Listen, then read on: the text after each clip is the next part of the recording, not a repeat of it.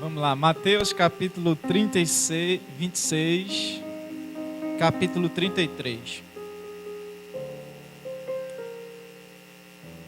26, 36. Mateus 26, 36. Então chegou Jesus com eles a um lugar chamado Getsêmani e disse a seus discípulos: assentai-vos aqui enquanto vou além orar. E levando consigo Pedro e os dois filhos de Zebedeu, começou a entristecer-se e a angustiar-se muito. Então disse-lhe: a minha alma está cheia de tristeza até a morte. Ficai aqui e vigiai comigo. Indo um pouco mais adiante, prostrou-se o seu rosto orando e dizendo: meu pai, se é possível, passa de mim este cálice. Todavia, não seja como eu quero, mas como tu queres.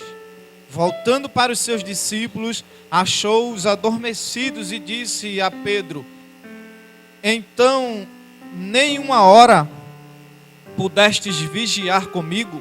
Vigiai e orai, para que não entreis em tentação. Na verdade, o espírito está pronto, mas a carne é fraca.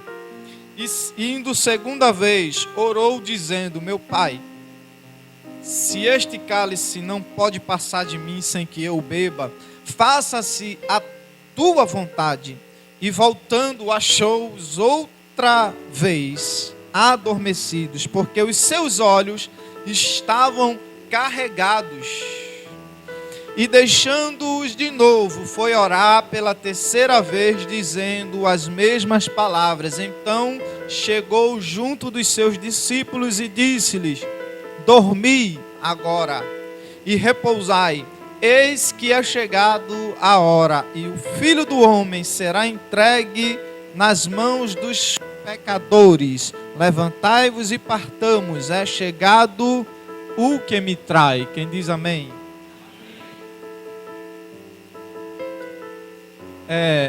Getsêmani quer dizer lugar de prensa de óleo. O Getsêmani é um jardim, também chamado de jardim, o jardim do Getsêmani, aonde Jesus costumeiramente Jesus ia a esse jardim.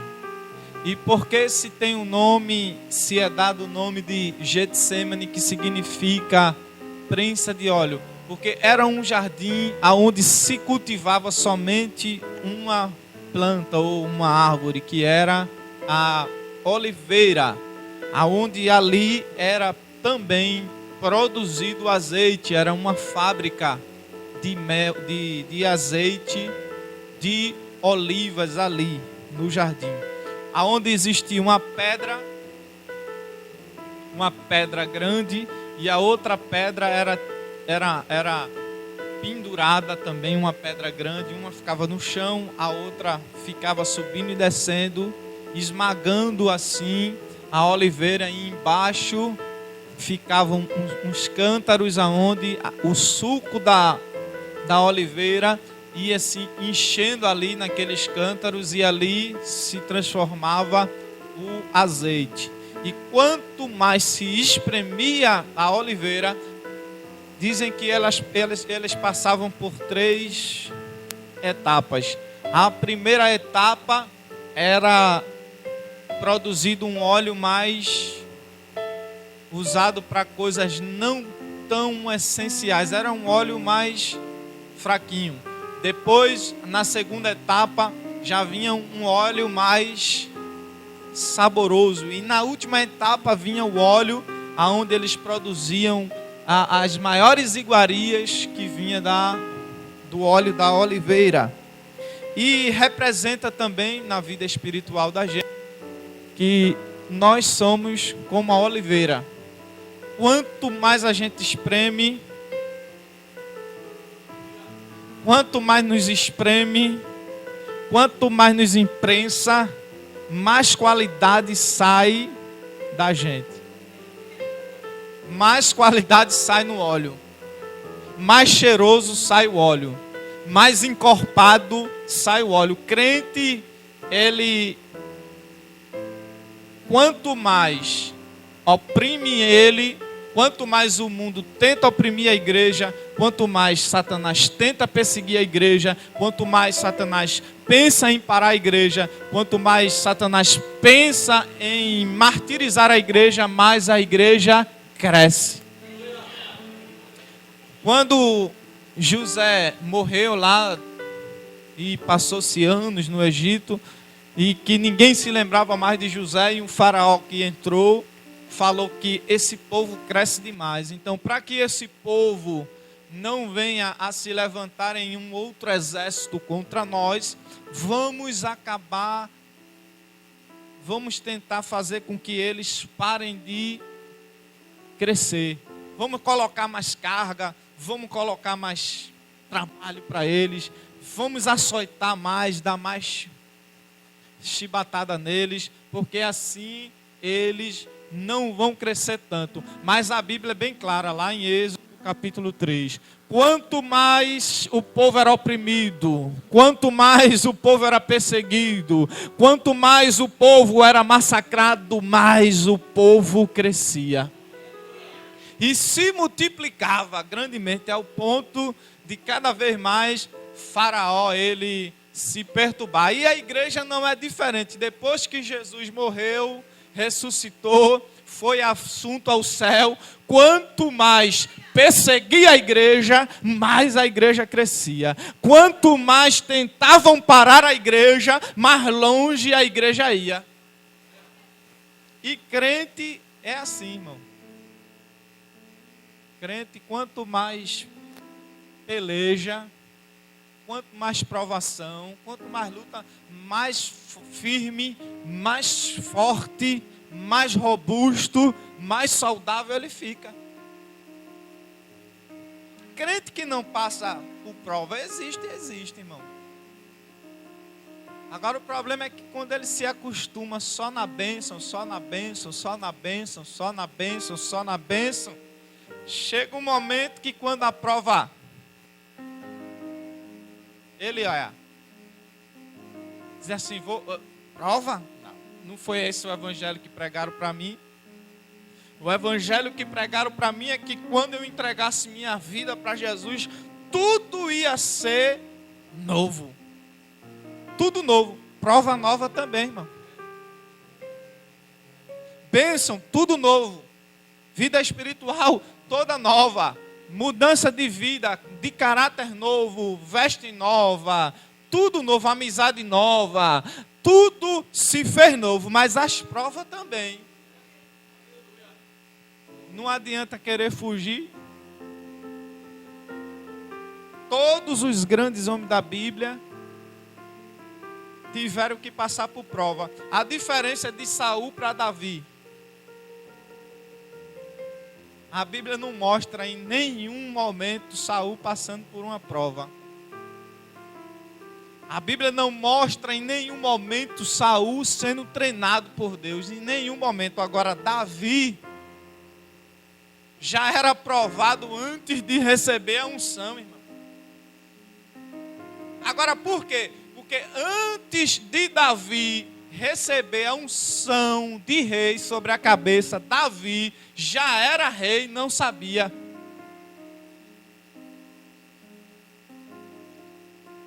Como assim? Vou lhe dizer. Davi já era rei antes de Samuel chegar lá e jogar os chifres do azeite na cabeça dele e dizer no ouvido dele bem baixinho: a partir de hoje, tu estás sendo ungido rei sobre Israel. Olha como foi que Deus chamou Davi. Ele disse a Samuel: Samuel, vai na casa de Jessé que eu já me provi. Eu já escolhi um rei. Saul estava no reinado, mas Davi estava cuidando das ovelhas. Mas Deus já olhava para Davi como rei. Mas dali Davi já era aprovado, porque cuidar de ovelha era negócio para filho bastardo. Cuidar de ovelha era negócio para empregado. Cuidar de ovelha era negócio para quem não fazia parte da família, e Davi era filho.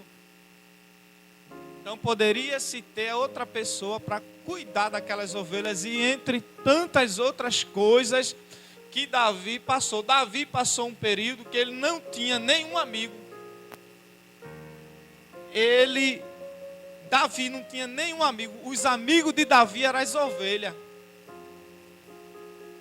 Que Davi se comporta igualzinho a uma ovelha.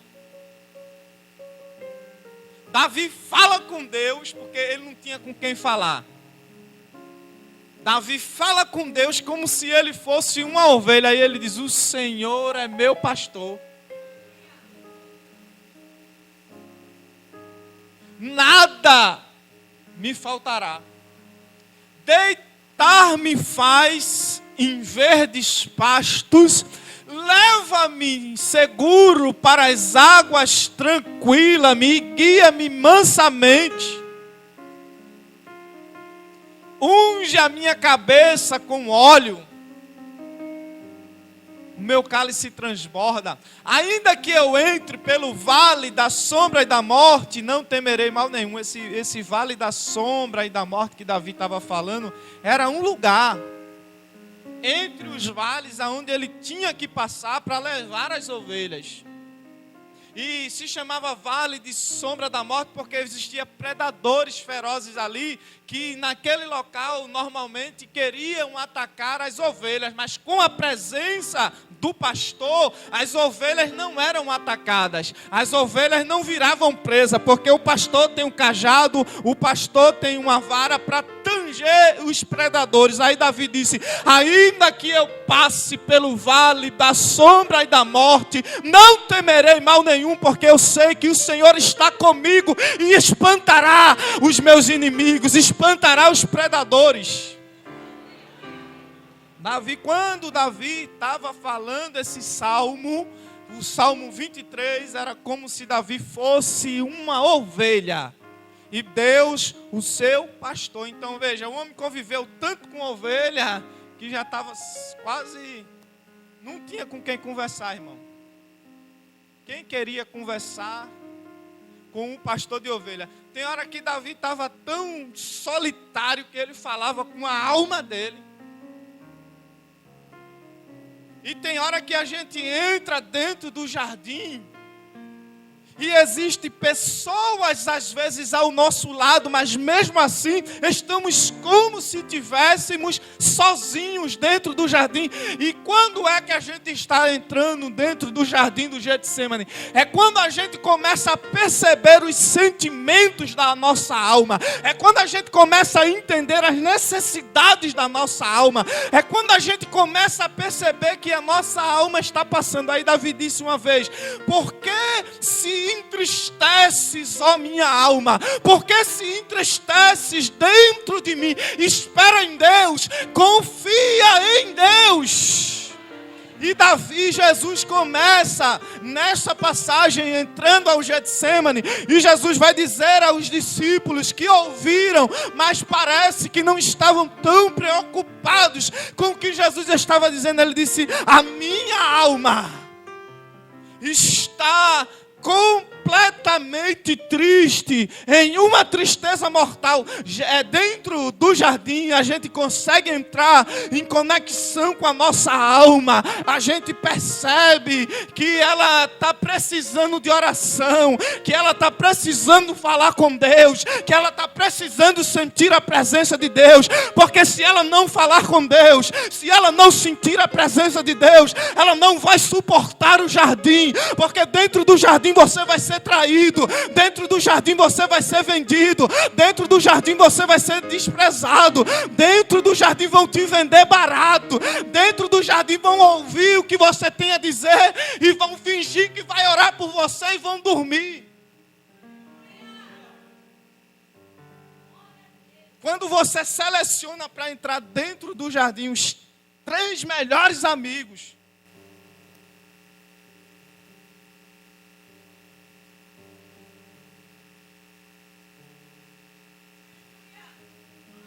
aí você começa a perceber que às vezes, mesmo os nossos amigos, aqueles que a gente seleciona. Porque quando Jesus vai para o Getsemane, Jesus leva com ele os 12. E nessa mensagem eu quero dizer uma coisa. Crente que não enfrentar o jardim ainda não está preparado para receber o investimento que o céu tem preparado para ele.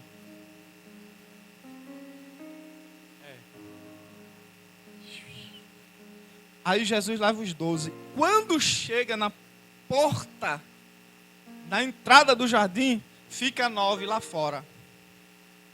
Primeira entrada, fica 9. E a gente só busca o jardim quando a gente está num momento de tensão na nossa vida. Se a nossa vida estiver sempre tranquila, calma, serena, sem nenhum problema, dificilmente a gente vai entrar dentro do Getsemane. E isso aqui é o último momento de Jesus antes da sua morte.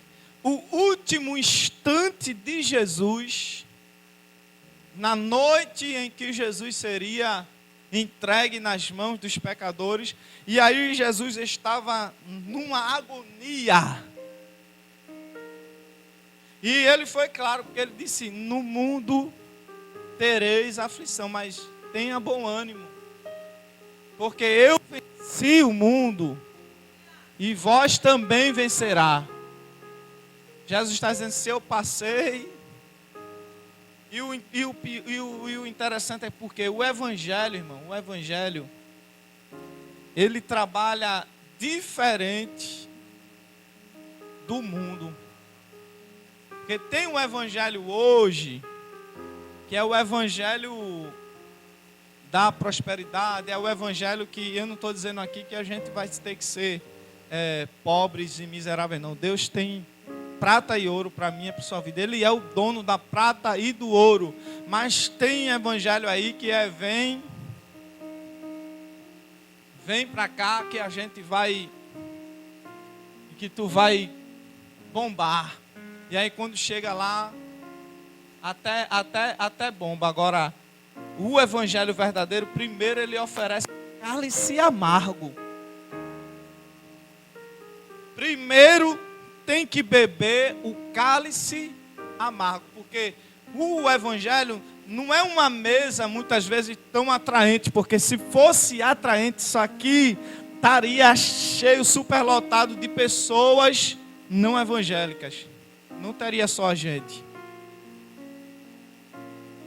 Quando você chama uma pessoa, convida uma pessoa para vir para a igreja, já viu o problema que é para trazer? Acho que a gente tem que se consagrar 3 dias sem comer e sem beber para ver se a gente consegue trazer aquele indivíduo para a igreja. Porque ele está lá no bem bom, tomando cálice docinho, bebendo o melhor vinho, porque o mundo sempre vai oferecer primeiro o melhor. Porque quando o filho pródigo saiu da fazenda do pai dele, ele bebeu o melhor vinho. Ele comeu no melhor restaurante. Ele se hospedou nas melhores hospedarias da sua época. Ele comeu, escolheu os melhores cardápios da sua época e o mundo, tudo isso ofereceu. Depois, foi oferecido a ele lavagem de porco. Depois ele desejou encher o seu estômago com as belotas que os porcos comiam e era proibido para ele comer. Ele só vai comer se sobrar. Primeiro os porcos comem. Se sobrar, você come aí um pedacinho aí. Porque o mundo é isso. toma o melhor vinho, depois vai tomar o vinho da náusea, vai tomar o vinho da dor de cabeça, vai tomar o vinho da depressão, vai tomar o vinho amargo no final. Agora, no Evangelho, o negócio é diferente. Primeiro você chora para depois você sorrir. Primeiro você toma o amargo para depois tomar o doce. Sabe por quê? Porque quando você toma o amargo, que você depois experimenta o doce, você vai com mais intensidade, você dá mais valor. Você vai dizer assim, como é bom. Se eu tomar só o doce, ele vai perder o valor para mim. Ele não vai ser tão saboroso. Vai chegar uma hora que eu vou dizer, não aguento mais tomar tanto doce. Mas quando eu tomo primeiro o amargo e vejo como ele é ruim, como ele é difícil de ser ingerido, e eu venho depois e Deus diz, agora toma isso aqui, filho. Aí eu disse, nossa, era bom, é muito bom, é melhor do que eu pensava. Quantos de nós não diz hoje assim, como é bom, como é bom, como é bom servir a Jesus. Quando antes a gente não queria, porque era amargo, entrava ao nosso paladar, como diz Ezequiel, entrava como um amargo, mas quando chega ao nosso estômago, torna-se doce, agradável e suave como mel. Quantos não diz assim, poxa, se eu soubesse que era tão bom, que Deus tinha preparado para mim, eu não tinha nem provado o bom do mundo, porque o melhor de Jesus é superior ao melhor do mundo, irmão.